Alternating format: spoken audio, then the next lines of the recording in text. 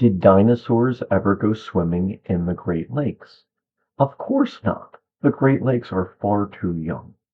If you were to visit the Great Lakes region, certainly this region of North America existed at the time of the dinosaurs, and many of the rocks are far older. So these rocks here were actually formed long before the dinosaurs when this area was a shallow seafloor. So just as North America has formed over billions of years, and many of the rocks are ancient, some dating to the time of the dinosaurs, some before, the same is true of the rocks in this region. Some of the geologic events which would lay the foundations for the Great Lakes are actually ancient, as tectonic plates have fused together and then split apart. There have been rifts in this area known as the Great Lakes Tectonic Zone, which include the Mid-Continent Rift, which formed over 1 billion years ago, and the St. Lawrence Rift, which formed almost 600 million years ago.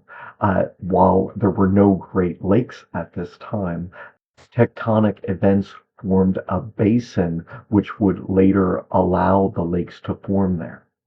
While dinosaurs lived in the Mesozoic era, which began in the Triassic 250 million years ago and ended at the end of the Cretaceous 65 million years ago, and different groups of dinosaurs lived at different times in the Mesozoic.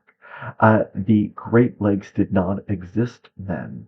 The Great Lakes were formed by the ice ages, which would occur in the last few million years of the Cenozoic era. There were a number of glaciations marked by glacial epochs and interglacial epochs. And the last glaciation, the Wisconsinian glaciation, was so significant that the amount of water which was trapped in ice sheets caused sea levels to drop more than 200 feet. There was an incredible amount of water which went from the North Pole and extended through these ice sheets, which would go past the Great Lakes region. The weight of all of this ice, which could be more than a mile thick, shaped the land. So as the ice sheets advanced, they pushed rock in front of them, and the sheer weight of all of this caused the land to sink. Starting around 14,000 years ago, the glaciation known as the Wisconsinian glaciation ended and the climate began to warm. The ice sheet retreated gradually, and as it did, the terminal edge of the ice sheet changed as it continued to recede. Where lakes were forming from the meltwater and how these lakes then exited, finding routes to the sea. This would change over time. The shape of the land would change a little bit because as the north end still had an ice sheet, while the southern end was now liberated from the weight of all of this ice, that would cause the land to tilt a bit.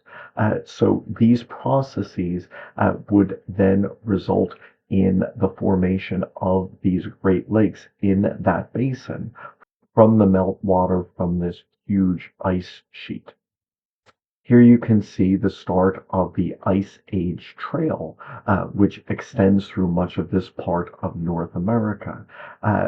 Not only is this a tour through land which has been shaped by the ice ages and their aftermath, but also in different parts one can find different geologic formations which reveal different aspects of the history of this part of the world.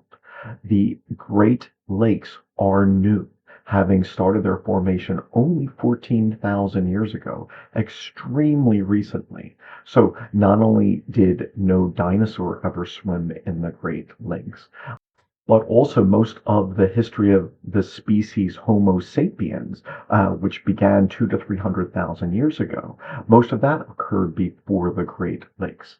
So these Great Lakes are extremely recent, geologically speaking, and the part of North America where they reside has been greatly modified by these recent events at the end of the Cenozoic era.